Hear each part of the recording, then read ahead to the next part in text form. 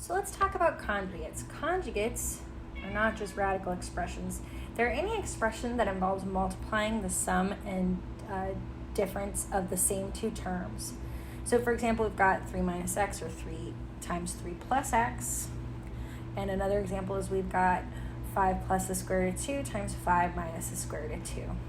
And remember, these have a special product, right? This would be 3 minus x squared. And if we were to FOIL this out, it would cancel out all the radical terms.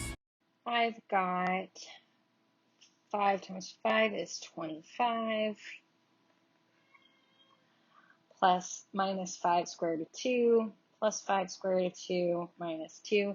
So my final answer is 23. And notice this doesn't have a radical part, and this is going to be really helpful when it comes to rationalizing denominators.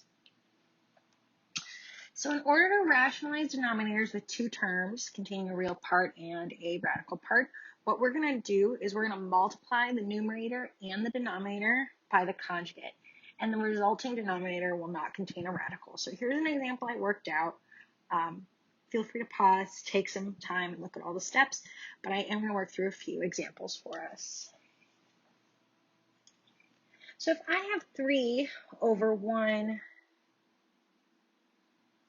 plus the square root of 2, I'm going to multiply by 1 minus the square root of 2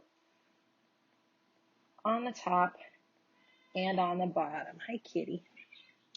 So that would give me 3 minus 3 square root of 2 over 1 minus the square root of 2 plus the square root of 2 minus 2. So I've got 3 minus 3 square root of 2 over what's going to be negative 1.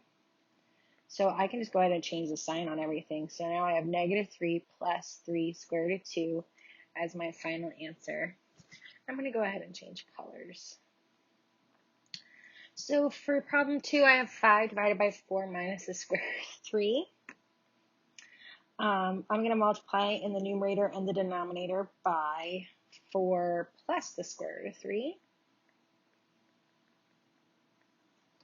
So that would give me 20 plus 5 square root of 3 over 16 minus 4 square root of 3 plus 4 square root of 3 minus 3. So my denominator becomes 13. My numerator is 20 plus 5 square root of 3. And I cannot simplify that any further.